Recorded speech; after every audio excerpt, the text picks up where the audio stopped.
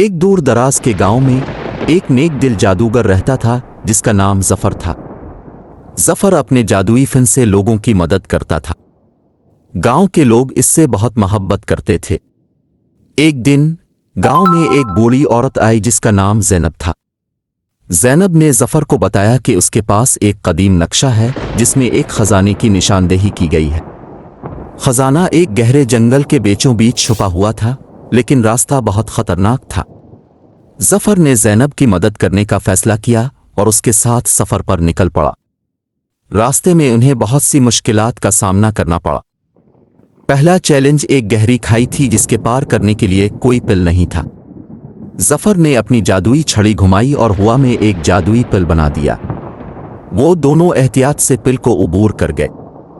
खाई के बाद उन्हें एक घनीरे जंगल में जाना पड़ा जहां हर तरफ जादुई दरख्त और पौधे थे जो किसी भी लम्हे जान ले सकते थे।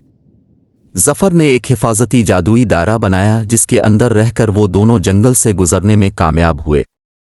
जंगल के बाद एक सुनसान मैदान में बहुत बड़े बड़े बादलों का सामना हुआ।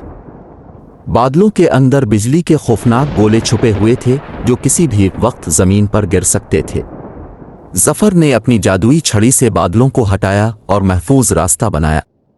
फिर उन्हें एक दरिया मिला जिसमें बहुत बड़े बड़े और खतरनाक मगरमच्छ तैरते थे। जफर ने एक मंत्र पढ़ा और मगरमच्छों को बेज़रर बना दिया ताकि वो दरिया को उबूर कर सके। आगे बढ़ते हुए उन्हें एक गार मिला जिसमें घना अंधेरा था और गार के अंदर खूंखार चमगादड़ें रहती थीं। जफर ने एक रोशन पत्थर को जादू से चमकाया और गार को रोशन कर दिया। चमगादड़ें रोशनी से डर कर भाग गईं।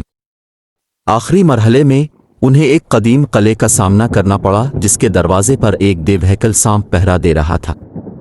जफर ने अपनी तमाम ताकत जमा की और एक जोरदार मंत्र पढ़ा जिससे सांप पत्थर का बन गया और दरवाजा खुल गया।